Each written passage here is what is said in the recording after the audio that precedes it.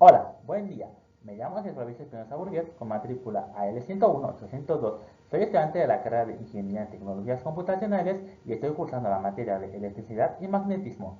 Radico en la ciudad de Oaxaca de Juárez y hoy es 29 de junio del 2024. Un circuito eléctrico es un camino cerrado por el cual circula la corriente eléctrica. Está compuesto por varios elementos que permiten el flujo de la electricidad y el control de esta. Los componentes principales de un circuito son fuentes de energía o generadores, como pilas, conductores, típicamente cables de cobre o zinc, receptores, bombillas, motores y resistencias, interruptores, controlan el flujo de energía cerrando o abriendo el circuito, dispositivos de protección como los fusibles. Los circuitos electrónicos son fundamentales en la sociedad moderna debido al abanico de aplicaciones que tienen en la vida cotidiana y en la industria. Ejemplo de ello sería en los dispositivos electrónicos, pues celulares, tabletas y computadoras, entre otros, dependen de circuitos para funcionar. En la industria, pues las plantas de energía y las redes de distribuciones los utilizan para generar, transformar y distribuir la electricidad. De la misma manera que los sistemas de energía renovable dependen de ellos para convertir y distribuir la energía generada. A continuación, veremos algunos términos para entender las leyes de Kirchhoff. Un nodo es una unión de donde dos o más elementos se conectan. Un lazo es cualquier trayectoria cerrada que pasa a través de los elementos del circuito.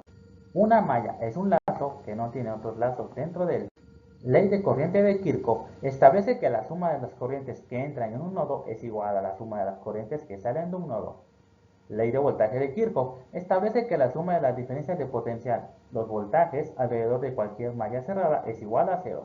Algunas aplicaciones prácticas donde se pueden aplicar dichas leyes son en el análisis de circuitos automotrices. En dicho sistema se utiliza la ley de corriente de Kirchhoff para asegurar que las corrientes distribuidas a través de los componentes sea la adecuada, garantizando un correcto suministro de energía. La ley de voltaje de Kirchhoff se cumple para calcular la caída de voltaje en cualquier punto, asegurando que los componentes funcionen dentro de los parámetros.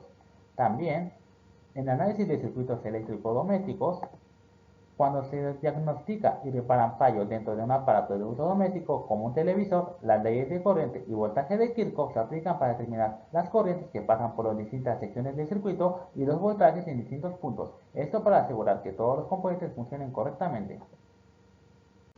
Las fuentes de alta tensión son dispositivos que generan y suministran voltajes significativamente altos, generalmente superiores a los 1000 voltios, y algunas de sus funciones son transformadores de alta tensión. Aumentan o disminuyen la tensión en las redes de transmisión y distribución de energía eléctrica, permitiendo la transmisión eficiente de electricidad a largas distancias, minimizando las pérdidas de energía. Fuentes de alta tensión de estado sólido. Utilizan componentes electrónicos de estado sólido para convertir tensiones de entrada bajas a altas, ofreciendo un control preciso y una mayor eficiencia. Además de las leyes de Kirchhoff que se vieron previamente, existen otros métodos de análisis de circuitos eléctricos para determinar las corrientes y voltajes en los componentes del circuito. Los más comunes incluyen método de la corriente de malla. Este método utiliza la ley de voltaje de Kirchhoff para describir las ecuaciones de mallas de un circuito. Método de voltaje de nodo. Este método utiliza la ley de corriente de Kirchhoff para escribir ecuaciones de voltaje en los nodos del circuito. Es útil para circuitos con múltiples conexiones y componentes. Divisor de voltaje. Se usa para encontrar el voltaje a través de un componente en serie. Divisor de corriente. Se usa para encontrar la corriente a través de un componente en paralelo. Teorema de Thevenin. Simplifica un circuito complejo a un solo voltaje y a una resistencia en serie. Teorema de Norton. Simplifica un circuito complejo a una sola corriente y a una resistencia en paralelo. Algunas de las aplicaciones que tienen los capacitores son las siguientes. Filtros eléctricos usados en radios y televisores para bloquear o permitir ciertas frecuencias. Sincronización de frecuencias. Permiten sintonizar diferentes frecuencias en radios y transmisores. Almacenamiento de energía, utilizados para almacenar energía temporalmente y liberarla cuando es necesario, estabilizando el voltaje de fuentes de alimentación. Memoria de computadoras. Almacenando datos en la memoria dinámica de acceso aleatorio (EDRAM), lo que es importante para el funcionamiento de las computadoras. Para finalizar, mencionaremos un ejemplo práctico donde se aplica la electricidad y el magnetismo. En este caso es el funcionamiento de un motor eléctrico. Un motor eléctrico convierte la energía eléctrica en energía mecánica a través de la interacción de corrientes eléctricas y campos magnéticos. De manera detallada, Cuando se aplica una corriente eléctrica a una bobina de alambre en el motor, se genera un campo magnético alrededor de la bobina.